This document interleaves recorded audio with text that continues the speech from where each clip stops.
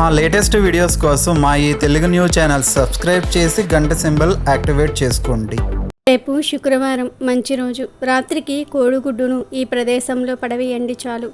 గంటలో మీ కష్టాలు పోతాయి. తరతరాలకు తరగని ఐశ్వర్యం వస్తుంది. కష్టాలు, కన్నీళ్లు, సమస్యలు, బాధలు అన్నీ పోతాయి.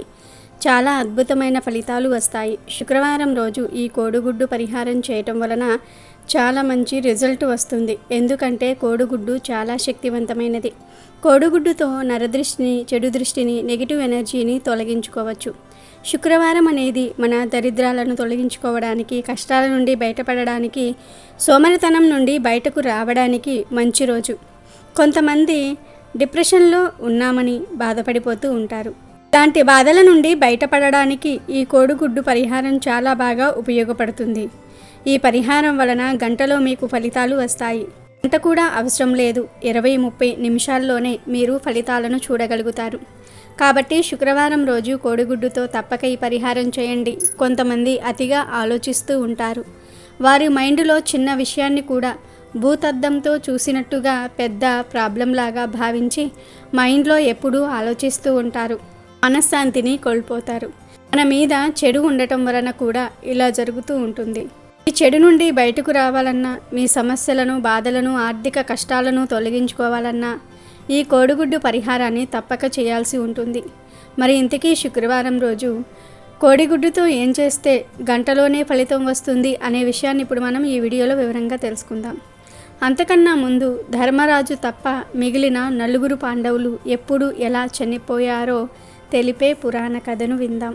ఒకసారి ధర్మాత్ములైన పాండవులు పరమ సాధ్వి అయిన ద్రౌపదీదేవి పురోహితుడైన ద్రౌమ్యుల వారి ద్వేత వనానికి చేరి అక్కడ నివసించసాగారు. అక్కడ ఉండగా ఒకరోజు ఒకానొక బ్రాహ్మణుడు పాండవుల వద్దకు పరుగులీటుకుంటూ వచ్చి ధర్మరాజుతో, ఓ ధర్మనందన, యజ్ఞార్థము నేను అరణి అంటే నిప్పు పుట్టించే కొయ్యను అరణ్యము నుండి తీసుకొని వచ్చి వాటిని ఒక తరుశాక మీద పెట్టి మిగిలిన ఏర్పాట్లు చేయుచూ ఉండగా ఒక జింక ఎక్కడి నుంచో పరుగున వచ్చి ఆ వృక్షము పక్కగా వెళ్ళినప్పుడు దాని కొమ్ములకు నా అరణి చిక్కుకుంది.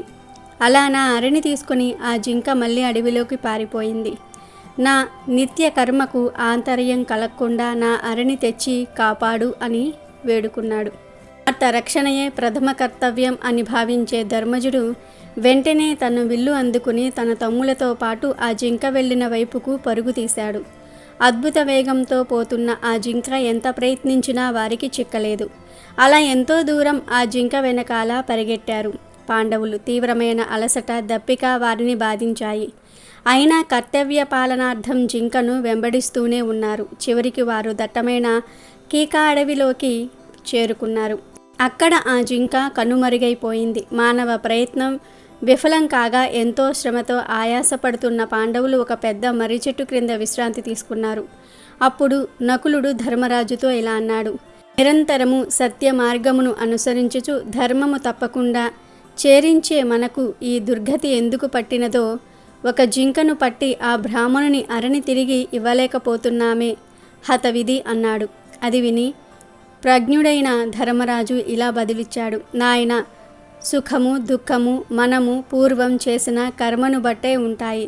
సత్కర్మలకు సత్ఫలితము, కర్మలకు దుఃఖము తప్పదు. చేసిన కర్మ చెడని పదార్థం, కర్మ వశముగా కాక ఏది జరగదు అన్నాడు. అప్పుడు భీమసేనుడు ఆ సత్యవాక్కులు విని, అయితే పరసతి పరమ పవిత్రత పైగా రజస్వలగా ఉన్న పాంచాలీదేవిని కురుసభకు జుట్టు పట్టుకుని ఈడ్చుకువచ్చిన అతి దురాత్ముడైన దుశ్శాసనుడు అక్కడే వధించకుండా ఊరక ఉన్నందుకే మనకు ఈ దుర్గతి పట్టి ఉండవచ్చు అని అన్నాడు. అది విని శ్రీకృష్ణ ప్రియ సకుడైన అర్జునుడిలా అన్నాడు, ధర్మాధర్మ విచక్షణ లేకుండా ఇష్టం వచ్చినట్టు కురు వృద్ధుల ముందర నోటికి వచ్చినట్టు మాట్లాడిన ఆ కర్ణుని నోరు మూయించక ఓర్చుకున్నందుకే మనకి దుఃఖములు అన్నాడు. అప్పుడు సహదేవుడు, దుష్టశీలుడైన దుర్యోధనుడు అధర్మ జూదమాడి మనలను మోసగించినప్పుడే దుష్ట శిక్షణ చేయునందులకే మనకి దుర్గతి పట్టినది అని అన్నాడు. జూదంలో పందెం కాసేవాడే ఆడాలన్నది నియమం. అలా కాకుండా తను ధనం ఓడి శకునిచే ఆడించి గెలుచుట అధర్మం అని సహదేవుని ఆంతర్యం. వేవిద్యాల మాట్లాడుతున్న సోదరులను చూసి ధర్మరాజు నకులునితో ఇలా అన్నాడు. నాయన, మీ సోదరులందరూ తీవ్ర దాహముతో ప్రాణాలు కడబట్టుకు ఉన్నారు. ఈ వృక్షం ఎక్కి దగ్గరలో ఏదైనా జలధార ఉన్నదేమో చూడు అన్నాడు. వెంటనే నకులుడు ఆ చెట్టెక్కి నలువైపులా చూశాడు. దగ్గరలోనే అతి మనోహరమైన తటాకమున్నదని చెప్పాడు. అప్పుడు ధర్మరాజు, నీవు వెళ్ళి నీరు త్రాగి దప్పిక తీర్చుకొని మాకు కూడా కొంత జలం పట్టుకురా అని నకులునితో అన్నాడు. నకులుడు వెళ్ళి తటాకములోని నీరు త్రాగబోతూ ఉండగా ఒక అశరీరవాణి, ఓ మాద్రీనందన, ఈ జలములు నా ఆధీనంలో ఉన్నాయి. నీవు ఇవి త్రాగదలుచుకుంటే ముందు నా ప్రశ్నలకు సమాధానాలు చెప్పు అని పలికింది. దాహముతో తపిస్తున్న నకులుడు ఆ మాటలు పట్టించుకోకుండా నీళ్లు త్రాగినాడు. మరుక్షణం నిశ్చేష్టుడై పడిపోయాడు. ఆ తర్వాత సహదేవ, అర్జున, భీములు ఒక్కొక్కరుగా వచ్చి సాహసించి ఆ తటాకములో నుండి నీరు త్రాగి మృతుల వలె ఆ తీరము వద్ద పడిపోయినారు. ఎంతకీ తిరిగి రాని సోదరులను వెతుక్కుంటూ చివరికి ధర్మనందుడు కూడా ఆ తటాకానికి చేరుకున్నాడు. ధర్మరాజు తీరము వద్ద పడి ఉన్న తన ప్రియ సోదరులను చూసి ఆశ్చర్యపోయాడు. వారికేమైనదో అని దుఃఖించాడు. అసమాన సూరులు, వీరాది వీరులైన ఆ నలుగురు ఏ కారణంబుగా ఈ స్థితిలో ఉన్నారో అని బాధపడ్డాడు. పుణ్యచరిత అయిన కుంతీదేవికి ఈ విషయము తెలిస్తే ఎంత దుఃఖించునో అని తలిచినాడు. భీష్మ, విదురాది పెద్దలు అడిగితే ఏమి సమాధానము చెప్పాలి అని ఇట్లు పరిపరి విధములుగా వగచి దాహముతో ప్రాణాలు పోతున్న ఆ ధర్మనంజుడు తటాకములోని జలములు త్రాగుటకు ఉపక్రమించెను. మరలా ఆ అశరీరవాణి ఇట్లనెను, నీ సోదరులు సాహసించి ఈ నీరు త్రాగి మరణించితిరి.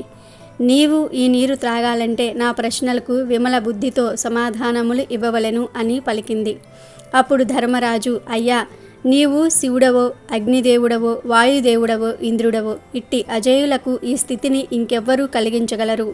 నా యందు దయ ఉంచి మీ నిజ రూపంబు చూపి నా భయము తొలగించండి అని వేడుకోగా అతి ఘోరాకృతిలో ఉన్న యక్షుడు ధర్మరాజు ఎదుట నిలిచి నా ప్రశ్నలకు ఉత్తరములు ఇయ్యమని అడిగెను. సహజ వినయ సౌశీల్యుడైన ధర్మనందనుడు అతనికి ప్రణమిల్లి, దేవా, మీ చిత్తము, కానీ నా బోటి వానికి మీ ప్రశ్నలకు జవాబులిచ్చుట సాధ్యమా? అయినా నాకు తెలిసినంతలో చెప్తాను అని అన్నాడు. ఆ యక్షుని ప్రశ్నలకు ధర్మరాజు అద్భుత రీతిలో ఉత్తరములను ఇచ్చినాడు. దాంతో సంతృప్తుడైన యక్షుడు, మహాత్మా, నా ప్రశ్నలన్నిటికీ కూడా నీవు సరైన సమాధానములు ఇచ్చి నన్ను మెప్పించినావు. తమ్ములలో ఒకరిని బ్రతికించెదను, కోరుకోమని వరం ఇచ్చాడు. యామాంగుడైన నకులుని బ్రతికించమని ధర్మరాజు కోరగా యక్షుడు ఆశ్చర్యముగా ఇలా ప్రశ్నించాడు. భీమార్జునులు అతి భీమ బలులు. సేనుడు అతని భుజ బలముచే నిన్ను, నీ సోదరులను అనేక మార్లు మచ్చరముచే చంపాలనుకున్న దుర్యోధనుణ్ణి కుయుక్తుల బారి నుండి కాపాడినాడు. ఇక అర్జునుడికి సాటి రాగల వీరుడు ఈ లోకంలో లేడు. అతడే మరలా నీ రాజ్యము నీకు అప్పగించగలడు. వీరిలో ఒకరిని కోరుకోక నకుల్ని ఎందులకు కోరుకున్నావు అని అడిగినాడు. ఇప్పుడు సమవర్తి అయిన ధర్మరాజు ఇలా ధర్మము మాట్లాడినాడు. కుంతీదేవి కుమారులైన ముగ్గురిలో నేను మిగిలినాను. అలాగే మాత యగు మాద్రీదేవి ఇద్దరు పుత్రులలో ఒకడైనా బ్రతకాలి కదా. అందుకే నకులుణ్ణి బ్రతికించమని కోరుతున్నాను. ఇట్లుగాక అన్యులను బ్రతికించమని కోరి అధర్మము చేయలేను అని చెప్పాడు. ధర్మనందుని ధర్మబుద్ధికి మెచ్చి ఆ యక్షుడు, నీ తమ్ములందరినీ కూడా బ్రతికించెదను అని కరుణించినాడు. వెంటనే ఆ నలుగురు లేచి కూర్చున్నారు. వారందరి దాహము తీరిపోయినది. ఆ యక్షుడి శక్తి చూసి ఆశ్చర్యపోయి, దేవా, నీవు సామాన్య యక్షుడవు కావు.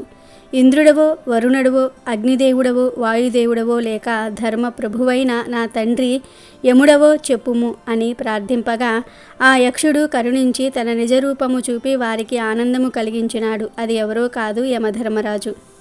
అప్పుడు యముడు, ఓ రాజా, నేను యమధర్మరాజును. సత్యము, శౌచము, దయ, దానం, తపం, శమము, దాంతి, యశము, జ్ఞానము, ముక్తి నా మూర్తులు. నీ ధర్మబుద్ధి పరీక్షించుటకు వచ్చినాను. నీ ధర్మ వర్తనమునకు మెచ్చినాను. ఏమి వరము కావలనో కోరుకోమని అనిను. ఇప్పుడు పాండవులలో మొదటివాడైన ధర్మరాజు, అయ్యా, నా ఆశ్రమం వద్ద ఉండే విప్రోత్తముడి అరణి ఒక హరణము ఎత్తుకుపోయింది. ఆ మహానీయుని నిత్య కర్మకు లోపము రాకుండా అతనికి ఆ హరణి ఇప్పించు స్వామి అని కోరినాడు. అంతటా ఆ ధర్ముడు అనగా యమధర్మరాజు తానే మృగరూపంలో వచ్చానని ధర్మరాజుకు చెప్పి అతనికి విప్రుని అరణి తిరిగి ఇచ్చెను.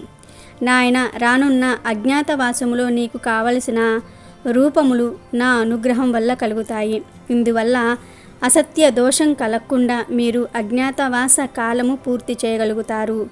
నాయన ధర్మరాజా, నీ కర్తవ్య దీక్షకు మెచ్చి ఇంకొక వరం కూడా ఇస్తున్నాను, తీసుకో అని యమధర్మరాజు అన్నాడు. అప్పుడు ధర్మనందుడు, స్వామి, నీ అనుగ్రహము కన్నా నాకు కావలసినదేమున్నది? నా మనసులో ఎప్పుడూ క్రోధ మోహాలు రాకుండా ఎల్లప్పుడూ ధర్మ మార్గాన ఉండేటట్లుగా ఆశీర్వదించండి అని కోరుకున్నాడు. అటులనే దీవించి యముడు అదృశ్యమైనాడు. పాండవులు ఆశ్రమం చేరి భూసురునకు అరణి ఇచ్చి ఆనందము పొందసాగినారు. ఈ కథలోని నీతి ఏమిటి అంటే, సజ్జనులు ఎన్నడూ ధర్మ మార్గమును వీడరు. ధర్మరాజు నకులుని కోరి ధర్మ వర్తనము ఎంత సూక్ష్మమైనదో మనకు వివరించినాడు. వరం కోరుకోమనినప్పుడు ధర్మజుడు తనకే ఏదీ కోరుకోకుండా విప్రుని అరణి ఇప్పించమని కోరినాడు. ఇక వీడియోలోకి వస్తే, కోడిగుడ్డుతో ఎప్పుడు ఏ పరిహారం చేసినా రాత్రి సమయంలోనే చేయాలి. కోడిగుడ్డి పరిహారాలు పగటిపూట చేయకూడదు. రేపు శుక్రవారం రోజు రాత్రి 6 నుండి 9 గంటల మధ్య మంచి సమయం ఉంది కనుక ఈ సమయంలో గుడ్డు పరిహారం చేయండి. సంపాదన లేదని బాధపడుతున్నవారు, డిప్రెషన్లో ఉన్నవారు, మైండ్ సెట్ సరిగ్గా లేనివారు, పదే పదే పిచ్చి పిచ్చి ఆలోచనలు వస్తున్నవారు, మా మనసు బాగుండటం లేదు, మాకు దిష్టి ఎక్కువ తగులుతుంది అని, ఇలా మీకు ఏ సమస్యలు ఉన్నా సరే ఈరోజు రాత్రి 6 నుండి 12 గంటల మధ్యలో ఒక కోడిగుడ్డును తీసుకొని ఆ గుడ్డు మీద కాటుకతో క్రాస్ గుర్తు అంటే ఇంటూ గుర్తు వేయండి. ఈ ఫోటోలో చూపిస్తున్నట్లుగా క్రాస్ గుర్తు వేయండి.